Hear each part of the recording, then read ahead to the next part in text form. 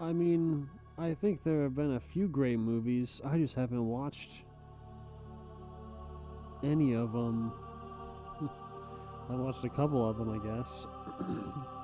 Batman was great. Everything Everywhere was great. Morbius is an all-time classic. Oh, you know what? Yeah, since the last time I've streamed, I have actually watched a few movies.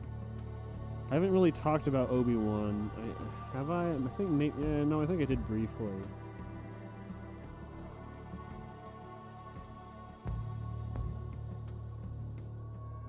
Obi-Wan. Christ, is this devoid of any passion whatsoever? I skimmed through the episodes again after finishing them, and 80% of episode 1 consists of shot-reverse-shot dialogue in a boring, flat, cold, lifeless frame. There's no energy put into most of the cinematography, coloring, and general atmosphere. Episode 1 contains one single mildly successful opening action sequence. Episode 2 contains one brief hallway fist fight, one clunky, boring chase scene, and one hilariously stupid chase scene. Oh my god. Anyone out there who've watched this trash, or I guess if you haven't, there's a fucking scene. So mild spoilers just in terms of a character that is a principal character in the show, but maybe isn't in the advertising very much. Princess Leia is like one of the main characters, and she's like fucking 7 or 8 years old and some shit. And she's doing this fucking awful baby geniuses thing. Yeah, there you go. It's the next part of my review. The main child actor's performance is so bizarre, uncanny, and stiff. Really couldn't stand watching any time they were on screen, reminiscent of baby geniuses in all the worst ways.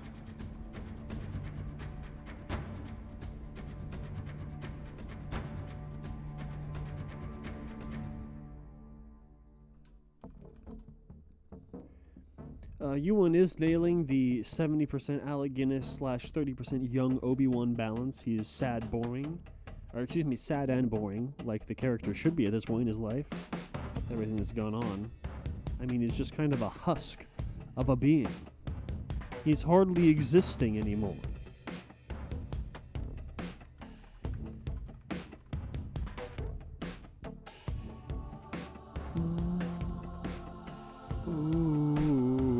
The Imperial officers are the best part of this thing. Yeah, I still agree with that.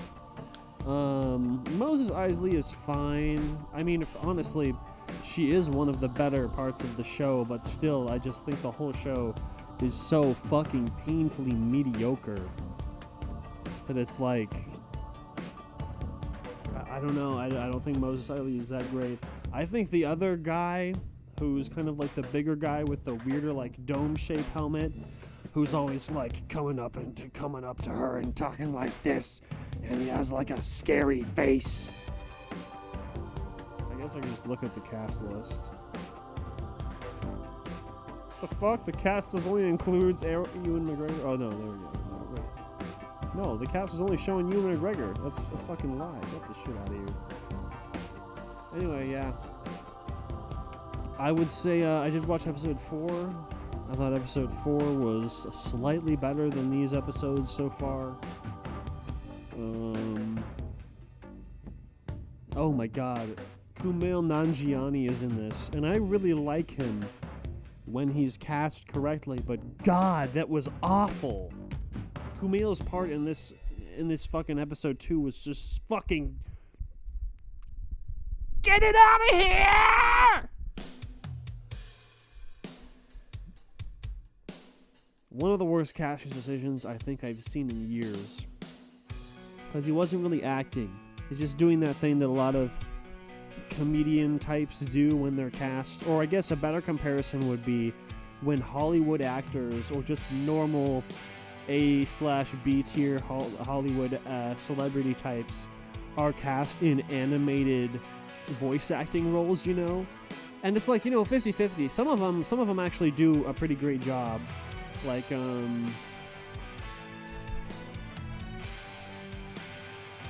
I'll pull up a tab for that. So that'd be an interesting topic to discuss. Is which American, or not even American these days. It's really just like just celebrities in general. Which celebrities have just been accepted for their accepted into an animated voice acting role just because they were already established in Hollywood, and which ones were also cast because they were already pre-established in Hollywood, but they actually did a pretty good job.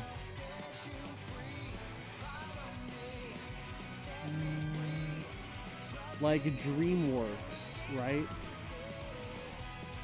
I feel like DreamWorks movies,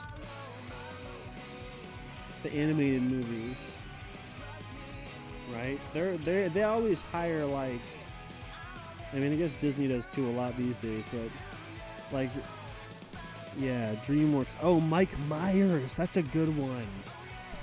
Mike Myers is a weird one because it's like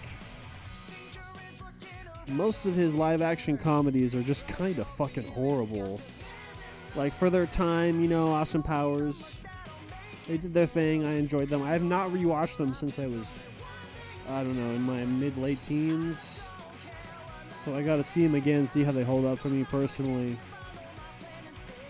But you gotta admit, Mike Myers as Shrek, it's a really good performance. It fits the character, it fits the animation. And I know that apparently when Mike Myers was recording those lines, I think they originally did it with his neutral accent or maybe like an English accent, and then he was like, no, I think this really needs to be a Scottish accent. Fucking, oh yeah, Jack Black. See, like, Jack Black is a weird one for, like, animated Hollywood voice actors because he always sounds the same, and he always kind of brings the same energy, but it is still always a very high energy, reliable performance. Kung Fu Panda, these movies are pretty good for what they are. Megamind, who the fuck was... I can't remember, Will Ferrell? Yeah, Will Ferrell was in this.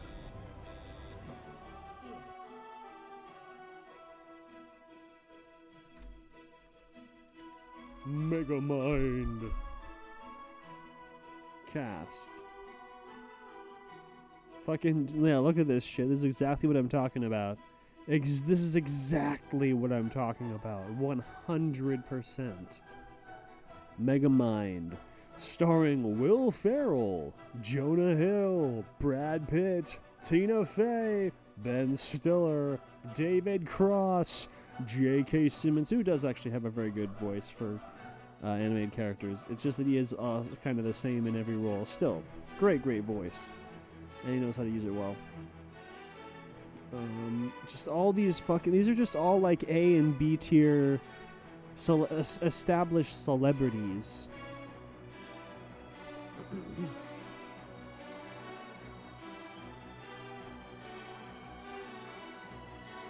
Tina Fey tends to do a really good job, though. She's another one who I think, because she was also the mom in Ponyo, and it was a weird, and her voice acting in Ponyo always throws me through a loop because it's like it sounds exactly like her when you know it's her, but for the longest time, and if you're just watching the movie and you're just engaged, it's not like distracting. You're not thinking like, oh, that's Tina Fey. It's just it's a really, really, really natural, easy, comfortable casting choice.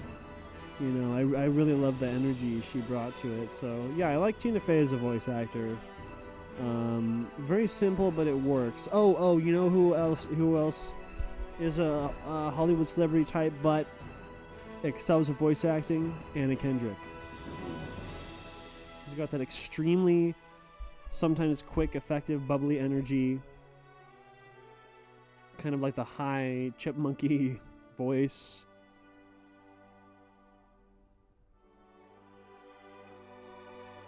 Smosh the movie.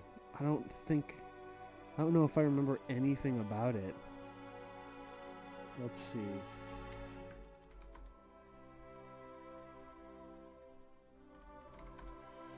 Did I write a review for this? I can't remember.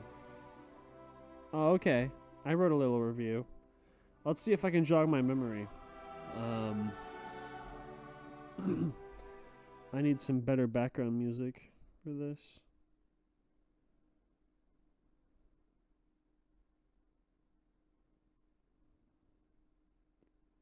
I know what I need.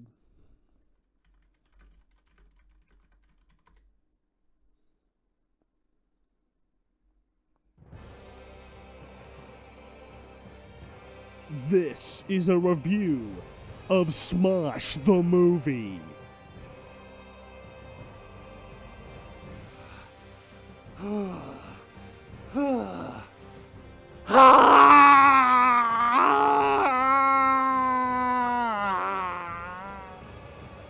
Shockingly, painfully, insufferably unfucking funny. I think I quietly laughed out loud 3 times total. Nothing about Smosh the movie even scratches the surface of being remotely entertaining. God-awful CGI.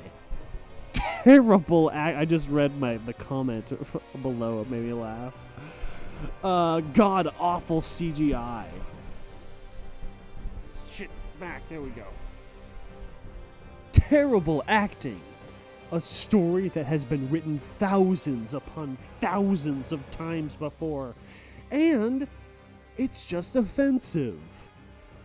Every single woman/female character in this film is a trophy that Ian and Anthony acquire for causing another person's death at the end of the film.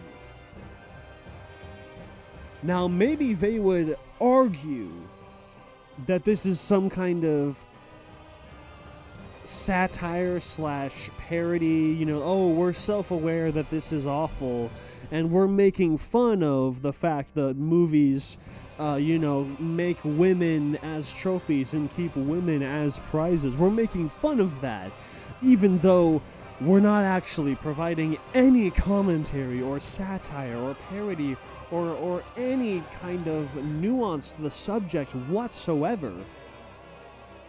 And so when you don't provide that necessary nuance, it's just offensive. Literally, at the end of the movie, their fucking prize, their victory for doing all this stupid, awful shit is women! I loved Smosh when they first burst onto the scene. Way back in fucking 2005, 2006. I started uploading videos to fucking YouTube in 2006. I made sketch comedy videos from 2006 until 2016. And where did it get me? It got me none of the fucking money and credit that Smosh has, and look what they have. They have multiple horrendous, awful, disgustingly lowest common denominator, psychically oppressing feature-length films. I have been uploading to YouTube for the same amount of time that they have. Jesus, please, Jesus, please come down and devour Smosh for me, please. And give me all of their wealth and power! No!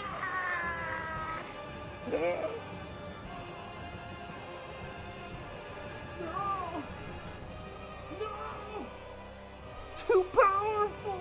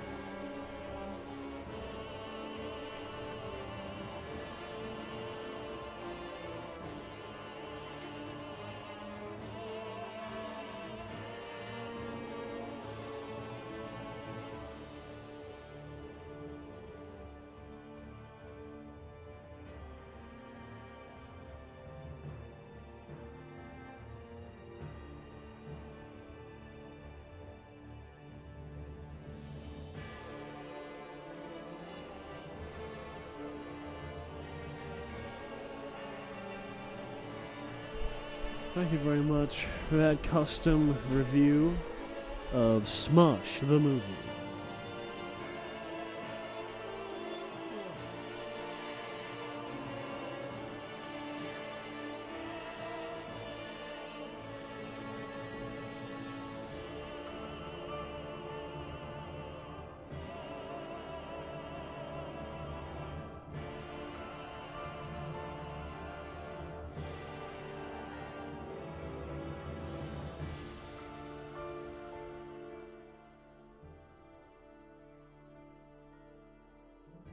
Let's see. Let's read some Jurassic World reviews. Jurassic World Dominion. This guy does really great reviews. I'm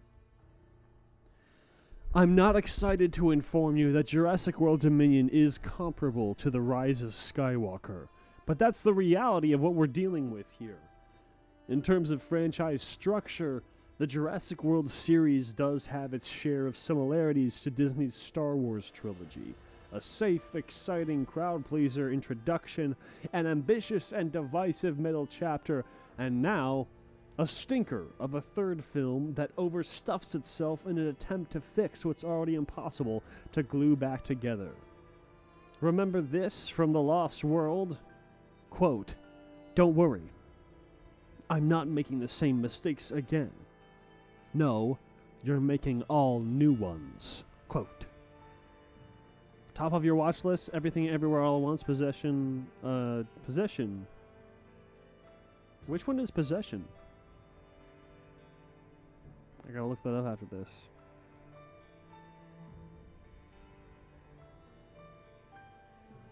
Behind on series now? Yeah, I don't really keep up with too many series because they just take so much commitment. I like movies, you can get them over and done with in between 90 minutes and 180 minutes.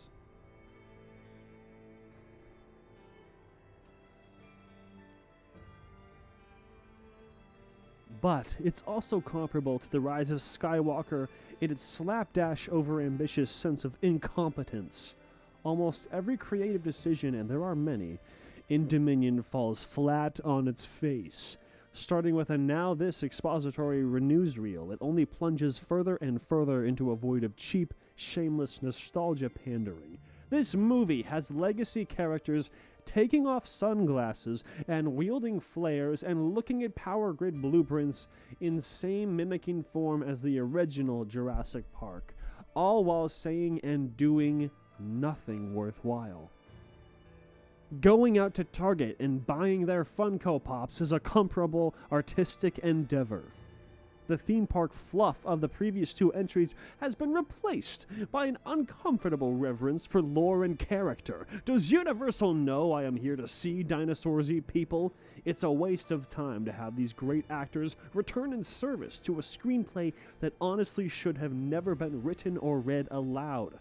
There's a moment in the final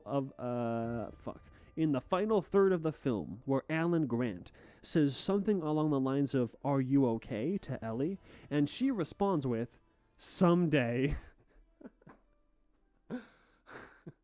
I'm so excited to see this movie, dude. Everyone says it's so fucking awful. I'm so excited to see this. I have not watched a single trailer for the new Jurassic movie, not a single one. I've seen like maybe 10-15 seconds of, like pre-ads on YouTube and stuff because you can't really avoid those. But I have not watched a whole trailer. Everyone says it's awful. I'm excited to see it. My audience was laughing out loud at the screen by the end. It's a train wreck, a plane crash, a miserable death for this franchise. But this isn't just a case of harmless popcorn fun. Possession, 1981, often called the most eccentric acting of all movies. Oh, really? That's fascinating. I have not heard that at all. It's an obnoxious experience that is consistently assaulting the viewer's intelligence and denying them the core pleasures of a movie like this. Sure, the dinosaurs eventually show up, but the stakes are so nonsensical that nothing is as thrilling as it could have been. Our favorite prehistoric creatures in Dominion pop up mostly in a scene-by-scene basis, and the sense of danger is non-existent because the film doesn't care about audience investment or tension or a general idea of pacing in the slightest. Throwing Jurassic World characters, legacy characters, genetically modified locusts, underground dinosaur trafficking, a cookie-cutter CEO villain, and another bigger-than-the-T-Rex monster into the same movie does not exactly provide the smoothest viewing experience. Remember the end of Jurassic World? Well, get hyped because you're about to see a much worse version of it. Again. Dominion acts like it is a big, breathless, globe-trotting epic, but it's mostly just wasting your time and your money. Jurassic World Dominion, 1/2 star out of 5. Chris Pratt has been fired from the Mario movie. Thank fuck! Get that closet Republican out of my Mario.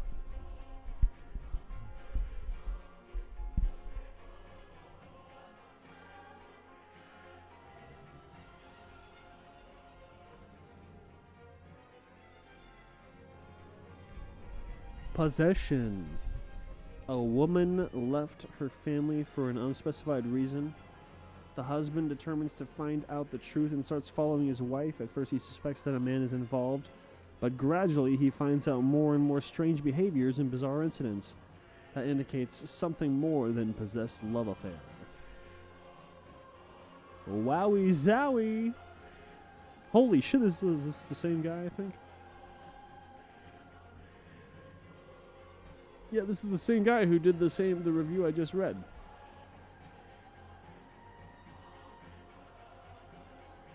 He gives it a fucking perfect score? Oh my god. This guy has only given 5 stars out to 8% of his reviews. Which I think I'm similar on. Yeah, 9% for me. 9% of my reviews are 5 stars. Or movies in general, I should say.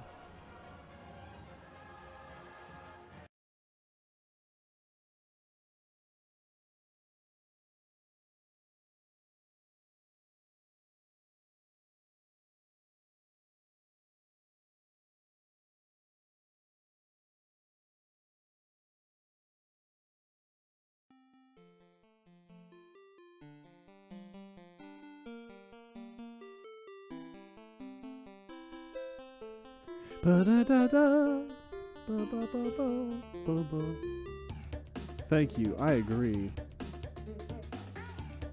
Let's check out some of my reviews, shall we?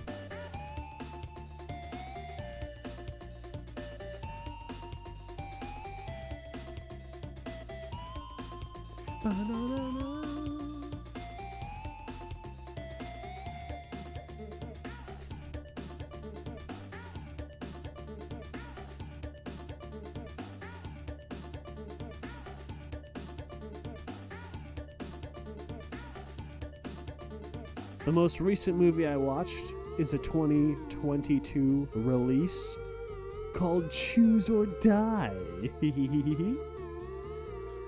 Directed by Toby Meekins, who's done stuff I've never heard of before. It has 7 producers. Written by someone who's done things I've never heard of before.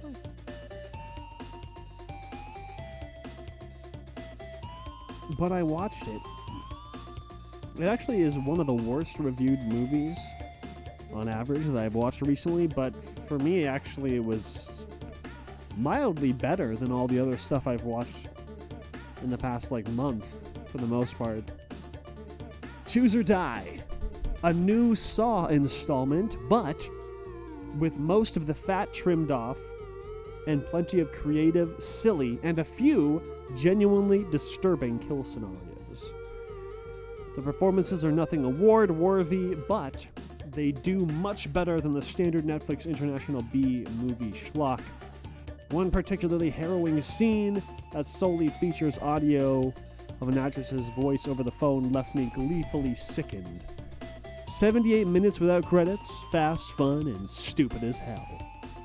Go check out Choose or Die!